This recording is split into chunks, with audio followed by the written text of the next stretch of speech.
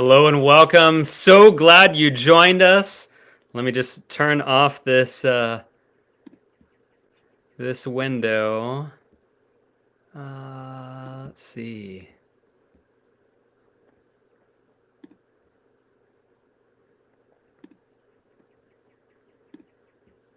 All right. So glad you joined us. We're talking about bank failure and what you can do about it.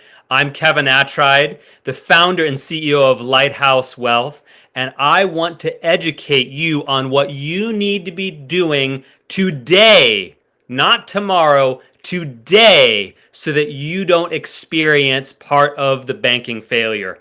So a number of different banks collapse, whether you're watching this live or whether you watch this a few months from now. The names are going to change, but fear is going to mount as more and more banks fail. You have SVB, First Republic, PacWest. There's going to be a number of different banks, and I want to ask you, is your money safe? Does the FDIC actually have enough funds to cover what's happening? Well, if you know anything about 2008 and the bank collapse back then, you know that the FDIC, the insurance that protects depositors, the FDIC ran out of money and the government had to step in. So we see the government stepping in certain instances and actually enriching certain banks. We see them enriching the big banks. And so I want to ask you, do you flee to safety in the Bank of America, the Chase, all the largest banks, or do you do something else? So I had a conversation. I called up Bank of America. Yes, Bank of America. I still have an account with them. So I noticed they threw a fee on my account. And I'm like, why in the world am I paying a fee for them to hold my money? So I called them up. They said, well, you downgraded your account a while back. And because you downgraded your account, you don't have enough money in your account because we're paying you no interest. And so we charged you a fee. And I said, let me get this straight. So I have my money in your bank, but you're saying it's not enough of my money in your bank. And therefore, you're going to charge me a fee for holding my money in your bank when you don't pay me any interest, or it's 0.01%. It rounds to zero. And they said, well, yes, sir. Yes. So you have regional banks, and I do work with a regional bank, and they're very solid. If you go to the Weiss ratings, they do a great job. But there are a number of regional banks that are not, and they could be on the edge today and gone tomorrow. Everyone hops on Twitter and says, pull your money out now, and billions of dollars flee the bank instantly. Okay, so let me ask you, is your money safe? I'll posit it is not safe. Maybe if you go with the big banks, your money is safe. You know, the 5 or 6, 7 largest banks. Maybe your money is safe, but they actually don't want to hold your money. Everyone seems to be fleeing to them. And so they're not only giving you no interest on your account, they're also going to penalize you or give you fees when you don't meet all their stringent rules and regulations. And so I want to ask you, should you be fleeing from a regional bank that pays you interest to a large commercial bank? Maybe you're with an online bank and you're getting 3, 4, 5% interest. But is that the right place to go? What if everyone on the online bank flees instantly and you're left holding the bag? So tonight, we're going to talk about how you can exit the commercial banking system, and especially during a time of sky-high inflation. Even though the inflation rate, the CPI, has come down a bit, inflation is still about twice what it is measured. You heard me right. The true inflation rate, when you look at how they used to measure in the 80s, is about twice what it is as measured today by the official government statistics. And so when inflation is over 10%, your money is eroded very quickly. And so that's why you need to focus on leveraging investments that produce the right return. But I also want to say you have to practice banking. You have to understand that you need money to put into your accounts on a daily, weekly, monthly basis and pull money out daily, weekly, or monthly. And if you're using the big banks, you're wasting your money. You are a fool if you put your money into these big banks, even if they're stable. And stability is in the eye of the beholder. Banks can go down very quickly, as we've seen. Okay, so what is the solution that you need to implement? It's the infinite banking concept. And you're probably new to this, or maybe you've said, I've heard of it, I've looked into it, not for me.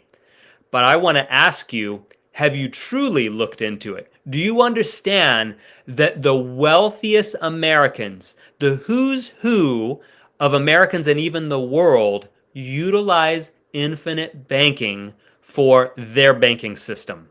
You heard me correctly. You name a famous individual of means, and they're likely practicing infinite banking. But yet, they don't often talk about this because it's hush hush, and they don't want the common person to know about this. But if you do your due diligence, you will see that infinite banking is a concept worthy of your time, and I'll say your implementation, especially here and now. And so what is infinite banking? What is the concept? The concept simply says that you need to think about a system of banking, because everything you buy has an opportunity cost. You heard me right. If I go and buy a car for $20,000, $50,000, $100,000, there's a cost if I pull money out of cash. Maybe you're able to earn 4% on your money. If you lose 4% on your funds to take that money out in cash and then go spend it on the car, you're practicing the Dave Ramsey method of paying with cash. But what if you could buy that car for a zero interest loan for 3 or 5 years? Do you really want to buy it with cash? And so I ask you to take a different look at how you make purchases. And I'm not talking about the $5 here, $50 here, but when it comes to more substantial means, $500, $5,000, $500,000, I have a number of clients that are in those realms. If you're rolling in the $500,000, you definitely need to take note of this. And even if you're the $500 or $5,000 individual, you need to pay attention, because there is a cost. Anytime you take your money out of a vehicle in which it's earning interest, you stop earning interest to pay for whatever you're buying. So I want you to understand that there's a system out there that allows you to take money out of the fund and still earn a little bit of interest, even though you've taken it out. It may sound crazy, but stick with me here. Infinite banking is a methodology, and it's really about a mindset of constantly moving your money, making sure that money doesn't just sit stagnant, but that your money is working for you, compounding. And so I want you to think about a simple loan. Let's say that you take money out of the bank, you take a loan out, and you're paying down that loan. Meanwhile, you've put money into a bank, and it continues to compound over and over again. And so the loan diminishes in value as you pay it off, while that compounding grows and grows and grows. And so you can actually go on the internet to calculators and calculate. You can have a compounding rate that's just slightly less than the loan value. But as you pay off that loan, that compounding, even though it's at a slightly less value, continues to increase over the amount that you purchase. And so tonight we're not going to go into the mathematics. I don't want to bore you with that. But if you're doubting this, I want you to go to a calculator and just put in a loan over 10 years that you pay 5%, and you compound your money at 4%, and just do the math and see that you actually make more money when you put it into the bank and you're compounding it when you pay off that loan at 5%. And so this is simple mathematics. And when it comes to banking is about opportunity cost. And so when I talk about a vehicle of which you can put funds in and they compound, they continuously compound, and you don't have to pay taxes on them, and they grow guaranteed at a certain rate, and the proceeds, the dividends, the return of premium continues to be added to this account. It compounds and compounds and grows and grows and grows at a continuously compounding rate. Well, you can take a loan at about the same rate at simple interest. And so that amount that you put in continues to grow faster than the amount you took out. And so I'm getting into a little bit of the mathematics of it, and I don't mean to get overly complicated with it, but infinite banking is a means of you to grow your money far faster than you use it, assuming you're using it wisely and you're ensuring you're putting money in and you don't take all of it out. And you want to make sure that when you put money in, you grow it, you're compounding it appropriately. When you take it out, you're using it wisely and you're investing, because you want to create your wealth engine, that wealth creation machine, to grow your money faster than inflation. That's ultimately what most people are trying to do with the stock market. But we're talking about banking. So when it comes to the infinite banking concept, it's built on a chassis of life insurance. You heard me, life insurance. And did you know that the life insurance industry is far more stable than the commercial banking industry? Because commercial banking practices fractional banking. So they take in $1 and they lend out 10. You think about when they lend out 10 and all 10 of those people come back and say, we want our money back, everything falls apart. Life insurance is different. They're regulated by states to ensure that even if they have to pay out large amounts, they have the reserves necessary. So you have commercial banking that's built on a proverbial house of cards, whereas life insurance is built on significant reserves. Key difference there.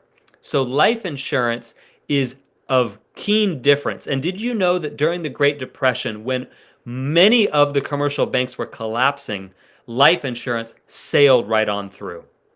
So life insurance is a mechanism to allow us to do that, and it's built on contracts of which the life insurance company guarantees to pay you a certain amount every single year.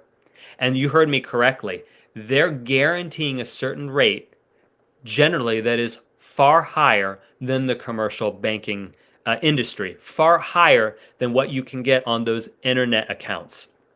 And so when you think about a life insurance contract that guarantees a certain amount of return, and when the insurance company is doing well, they return part of your premium, it's even better.